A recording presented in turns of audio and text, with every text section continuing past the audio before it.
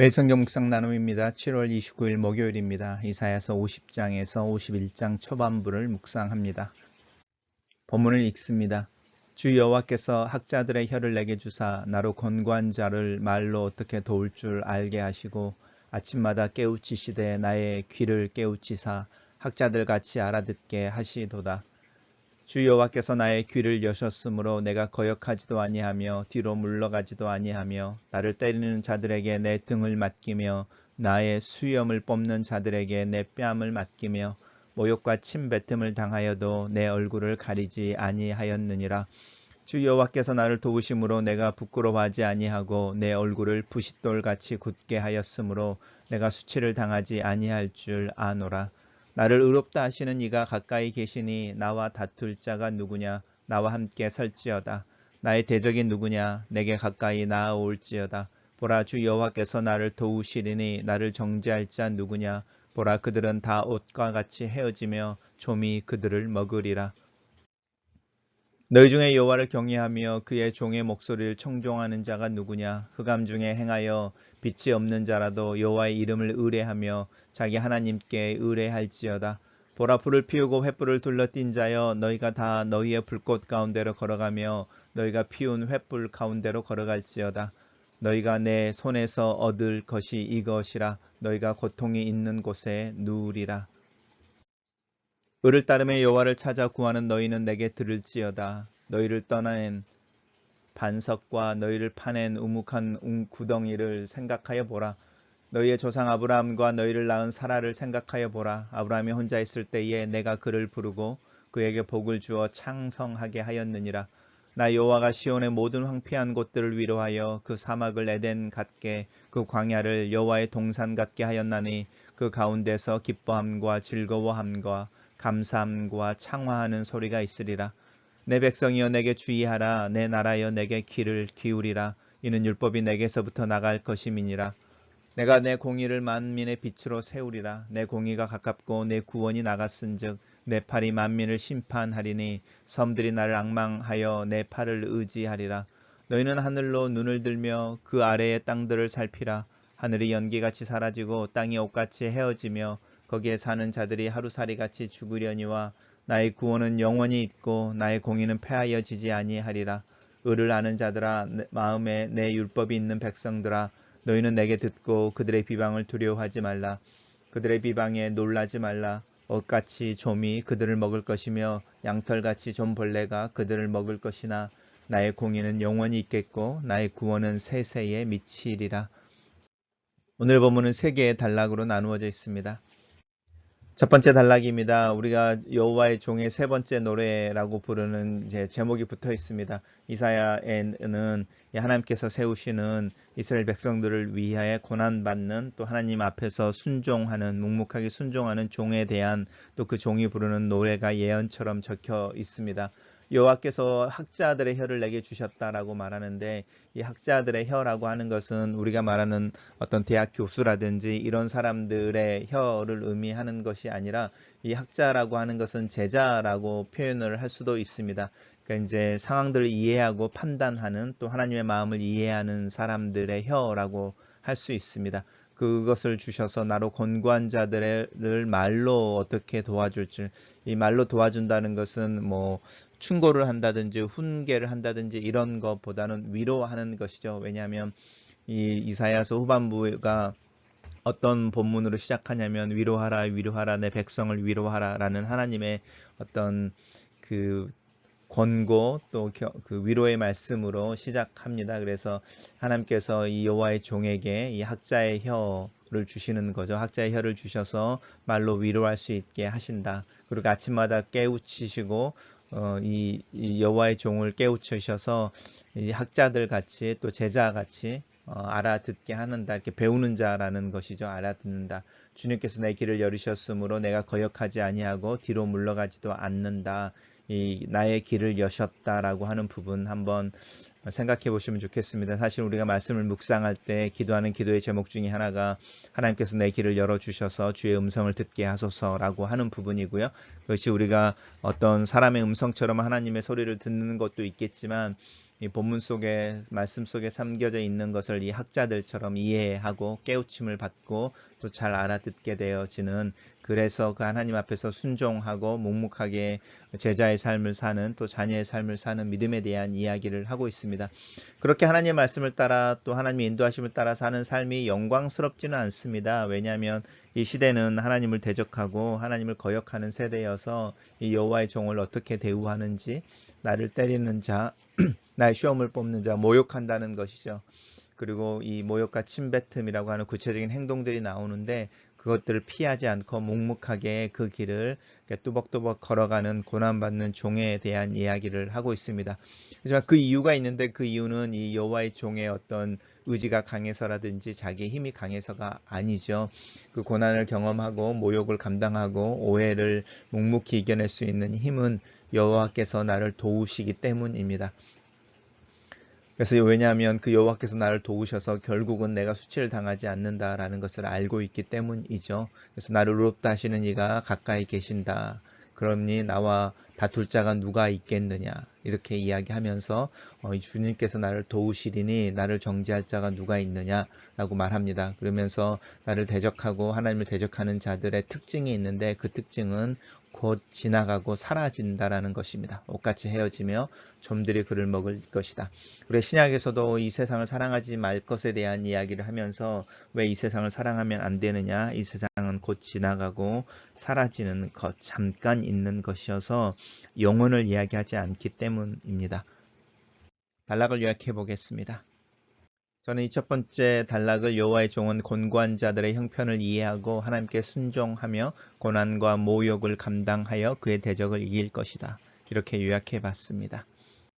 두 번째 단락입니다. 너희 중에 여호와를 경외하며 그의 목소리를 청종하는 자라고 말하는데요.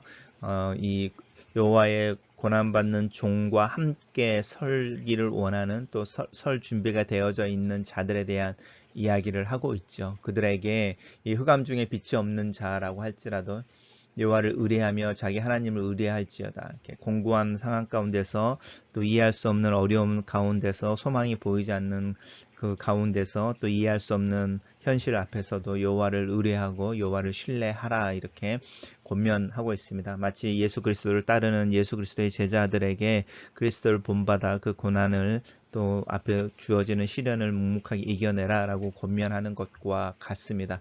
그러면서 이제 또 다른 사람들이 나오죠. 여기 흑암 중에 행하여 빛이 없는 자라도 여호와를 경외하고 의뢰하라라고 하는 사람들과 반대의 사람들이 나옵니다. 불을 피우고 횃불을 둘러띈 자들이죠. 흑암 중에서 불을 피우고 횃불을 둘러뜬 자들인데, 그들이 너희 횃불 가운데로 걸어가며 너희가 피운 횃불 가운데로 걸어갈지어다. 너희들이 내 손에서 얻을 것은 이것이다. 너희들에게 너희가 고통이 있는 것에 누우리라, 이렇게 말하는데요. 마치 어떤 부분이 연상이 되어지냐면, 예수님의 마지막 날에 예수님을 사로잡기 위해서 횃불을 들고 예수님께 나오는 대제사장의 군사들 같은 느낌이 들죠. 그래서 앞에 있는 이들은 이해할 수 없는 곤고한 중에도 여호와를 의뢰하는 것에 대한 이야기를 하고 있다면, 그 뒤에 나오는 이 횃불을 든 자들은 자신들의 현실의 어떤 문제들을 해결하기 위해 자신들의 방법들을 간구해내는데, 그것이 하나님을 대적하는 형태로 나타나는 이들입니다. 그래서 오히려 자신들은 진리를 쫓는다고 말하고 자신들에게 처해진 문제를 해결하기 위해 영리하게 어떤 일들을 해내지만, 그들의 동기나 또 삶의 모습은 오히려 하나님을 대적하고 있고 하나님으로부터 멀어져 가며 그 결과에 대한 이야기를 하고 있습니다. 단락을 요약해 보겠습니다. 여호와를 경외하며 그 종의 목소리를 청종하라, 이렇게 요약했습니다. 세 번째 단락은 의를 따르며 여호와를 찾아 구하는 너희, 이렇게 말하고 있는데요. 이 의를 따르며 여호와를 찾아 구하는 너희라고 하는 것은 이스라엘 백성들 중에 실망하지 않고 여전히 믿음을 지키는 자들이죠. 그러니까 하나님에 의해서 이 이스라엘 백성들이 바벨론의 포로로 끌려갔다가 귀환할 때에 모든 그 포로로 끌려갔던 이들이 돌아온 것은 아니죠. 예루살렘에 대한 특별한 애정이 있고, 예루살렘의 재건과 그곳에서 이루어질 하나님의 구원과 회복을 꿈꿨던 이들이 이제 예루살렘으로 돌아오게 되는데, 그 사람들의 자들과 같은 하나님에 대해서 신실한 자들이라고 이야기할 수 있습니다. 왜 의를 따르며라고 말하는지 여호와를 찾아 구하는 것과 의를 따른다고 하는 부분이 같이 연결되어져서 동일한 모습으로 이야기하고 있습니다. 그러면서 이제 이야기하는 거죠. 너희를 떠낸 반석, 너희를 파낸 우묵한 웅덩이, 예루살렘을 이야기하는 거죠. 유다와 예루살렘을 이야기하는 것이죠. 그러니까 이제 그 석공이죠. 이렇게 돌을 이렇게 그 깎아서 작품을 만들거나 이런 사람들이 이제 그 돌을 캐내는 장면을 한번 생각해 보십시오. 그래서 그렇게 이렇게 파인 웅덩이 또 때는 반색 이런 이야기를 하고 있는데 그 약속의 땅을 생각해 봐라. 그러면서 이제 무슨 이야기를 하고 있냐면 하나님께서 이제 하나님의 목소리죠. 내가 너희 조상 아브라함을 부르고 사라를 불렀을 때 그들이 혼자 있었지만 내가 그를 부르고 그들에게 복을 주어 창생하게 하였다. 그리고 내가 시온의 모든 황폐한 곳, 이곳이 이제 바로 이 떠낸 반석, 우묵한 웅덩이가 바로 이 시온의 황폐해진 곳이죠. 그런 것처럼 위로하고 사막을 에덴같이 광야를 여호와의 동산같이 하였나니 그 가운데 기뻐함과 즐거움과 감사함과 소리가 있으리라 라고 이 회복에 대한 이야기를 하고 있습니다. 아브라함이 혼자였을 때 그를 불러서 거대한 민족이 되게 하고 이스라엘의 자손들이 바다의 모래같이 밤하늘의 별과 같이 하게 했던 그 축복의 어떤 근원이었던 하나님을 생각해봐라. 하나님께서 그 일을 다시 회복하실 것이다. 그리고 그때에 이제 그 가운데서 즐거움과 기쁨과 감사와 창화의 소리가 있을 거다라고 이야기하면서 내 백성이여 이 여호와를 따르고 의를 따르는 자들이죠. 나에게 주의하라. 내 나라여 자기 백성을 부르시고 계십니다. 나에게 귀를 기울이라. 그 말씀이라고 하는 게 듣는 것인데 그 고난의 종에게도 이야기하는 게 바로 이 귀였잖아요. 첫 번째 단락에서. 그래서 이 말씀을 듣는다, 귀 있는 자는 들을지어다라고 말하는 게 단순히 그 어떤 소리를 듣는 것을 이야기하는 것이 아니고 이해하고 깨닫는 것에 대한 이야기, 그리고 그것에서 나오는 실천의 삶에 대한 이야기가 이 귀로 듣는다, 귀를 기울인다라는 데서 나오고요. 우리가 아침에 말씀을 묵상하는 이유 중에 하나도 그 삶에 대한 이야기 또 그 갈망 때문인 걸로 믿습니다. 그래서 하나님께서 마지막으로 말하기를 내 공의를 만민의 빛으로 세운다. 내 공의가 가깝고 내 구원이 나갔다라고 말하는데 구원이 나갔다는 이야기는 하나님의 말씀이 발해졌고 하나님의 말씀을 하셨으니까 그 말씀은 다시 돌아오지 않죠. 왜냐하면 그 말씀은 씨가 돼서 뿌려지고 결실을 맺고 열매를 맺는 것이니까. 그리고 내 팔이 심판하게 되어지는 날, 그 날이 있으니까 너희는 내 팔을 의지해라. 이렇게 구원의 약속에 대한 이야기로 위로해 주고 계십니다. 그래서 하나님의 이제 심판의 때에 대한 이야기를 하고 계시는데 하나님의 심판의 때가 되면은 하늘이 연기같이 사라지고 땅이 옷같이 헤어지고 거기에 있는 자들은 하루살이 같이 죽는다. 하지만 나의 구원은 영원히 있고 나의 공의는 폐하여지지 않는다. 이 의를 아는 자들 마음에 율법이 있는 내 백성들 계속 이야기하는데요. 그 고난의 여호와의 고난받는 종에게도 동일한 이야기 했던 것처럼 이 비방이라고 하는 부분, 신앙을 가지고 이 시대를 살아간다고 하는 것이 사실은 쉬운 일이 아니다라는 것을 성경에서는 분명하게 이야기하고 있고요. 대신에 이제 두려워하지 말라 이런 이야기 하고 있습니다. 놀라지 말아라. 어쩌면 그것은 당연한 것이다. 예수님도 제자들에게 그런 이야기 하셨죠. 너희들이 이 세상을 사는 동안에 핍박을 받을 때에 그것을 두려워하지 말아라. 왜냐하면 이 세상은 하나님을 싫어하고 또 하나님의 아들인 나를 싫어하고 너희들 또한 싫어하게 될 것을 당연하게 여겨라. 이런 이야기 하고 있습니다. 그러면서 동일한 이야기입니다. 그래서 사라질 것에 대한 이야기를 하죠. 이 세상은 곧 사라지고 순간 지나가는 것이다. 그렇지만 영원이라고 하는 것, 그 영원을 지나는 동안에 변하지 않는 것이 있는데 그것이 하나님의 말씀이며 하나님의 사랑과 공의이며 하나님이 행하시는 구원인데 그것을 의지하여 사는 자들이 하나님의 사람들이고 또 하나님이 보내신 그 종을 따라 사는 사람들이다. 이렇게 이야기하고 있습니다. 단락을 요약해 보겠습니다. 의를 따르며 여호와를 찾는 자들, 의를 알며 마음에 하나님의 율법을 두고 사는 자들은 여호와의 구원과 영광을 보게 될 것이다. 이렇게 요약했습니다. 첫 번째 묵상 포인트입니다. 하나님의 종의 모습을 본다. 하나님의 말씀을 청종하며 그 말씀을 따라 낮고 고달픈 삶을 사는 자들의 한숨과 고통을 들으며 그들과 함께 한다. 예수 그리스도의 모습을 본다. 나 또한 하나님의 부르심을 받은 자이다. 예수 그리스도를 따르는 자이다. 정의와 공의를 추구하는 삶을 살아야 한다. 불의한 권력에 또 힘에 맞서 싸울 수 있는 용기가 필요하다.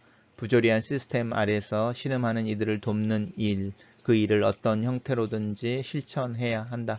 그들과 함께 모욕과 박해를 받지만 물러서지 않는 믿음의 실천, 사랑의 실천이 필요하다.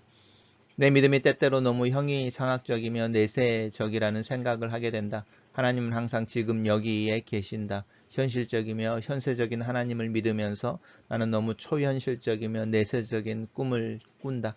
내 신앙의 아이러니와 부조리가 이 간격에서 나오지는 않는지 작은 실천과 나눔이 필요하다. 이 삶을 어떻게 살아낼 수 있을까? 두 번째 묵상 포인트입니다.